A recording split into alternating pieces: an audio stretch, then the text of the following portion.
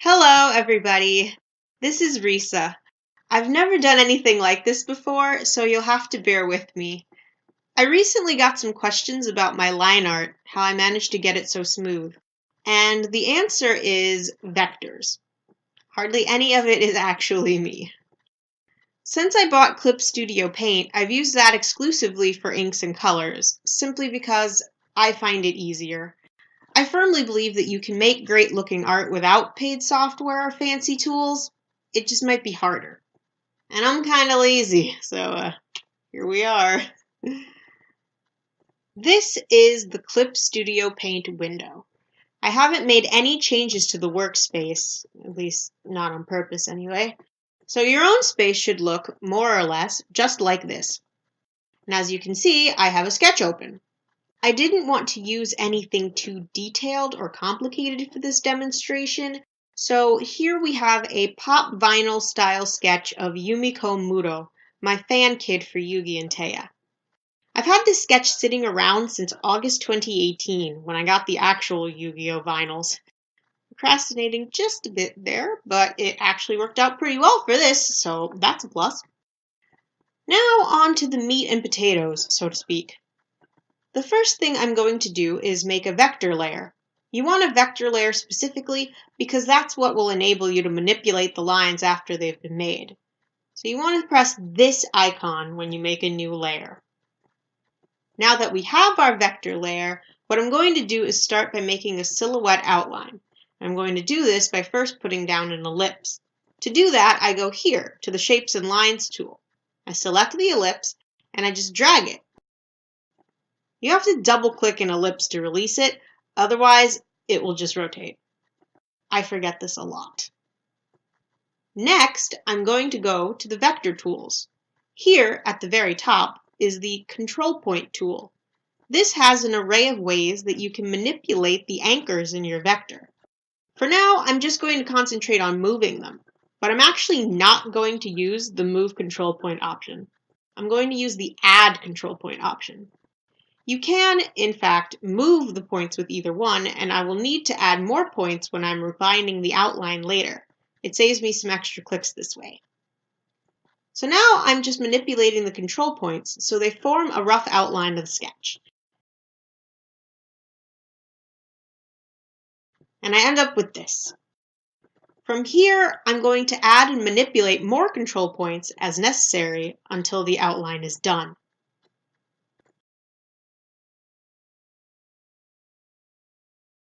Here is the finished outline. As you can see, if I hide the sketch layer, it looks like a silhouette. That's why I called it a silhouette outline before. Next up are the eyes. Funko eyes are just circles, so I'm going to stay with the ellipse tool.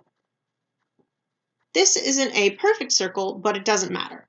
I'm going to click the Select Object tool up here. Then I click the eye, and as you see, I have the option to scale and rotate it. I'll just make it a bit more circular, and there we go. Now that that's done, I'm just going to copy and paste another circle and drag it over to use as the other eye. From here, I switch back to lines and shapes, and I go for the Polyline tool. You use this to make shapes comprised of straight lines. I'm going to use it for the nose.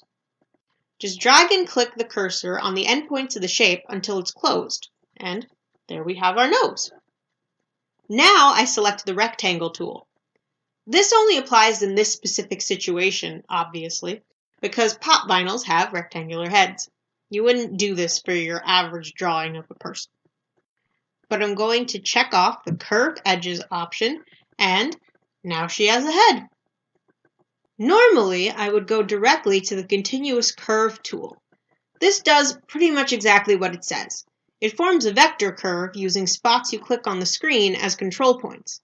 What I like to do is find the longest continuous line that I can possibly make and do that. What's sticking out to me right now is the fringe. I'm going to go around that with the curve tool, like so. Chances are that once you're done with the continuous curve, it's not going to be quite perfect. That's okay. Just like the ellipse, you can manipulate the control points. It will just be less intensive because you already have the basic shape down. Here you can see that the head and the fringe are overlapping. One of my favorite functions in Clip Studio Paint is the vector eraser. Just give it a quick swipe and voila! The line erases to the point of intersection. Pretty nifty and saves some time. From here on out, I'm just going to continue like this, finding lines, tracing them with the continuous curve, and refining them until eventually everything is done. It is at this point in the process that you will probably want to take a closer look at the other options listed under the control point tools. The delete control point function is helpful for simplifying lines and making them potentially easier to manipulate. You can use control line width to make your lines taper to a point as if they're a pen stroke. These are the functions I find myself using the most often, but feel free to play around and find what suits you. Here is the finished line art. I think it's cute, but I'm probably biased. Typically, now I would at least lay down some flat colors, but this is a line art video, so I'm just going to leave it at this. I don't anticipate much demand for a colors and shades video, but if I were to do one, that is when I'd probably break out something more complicated.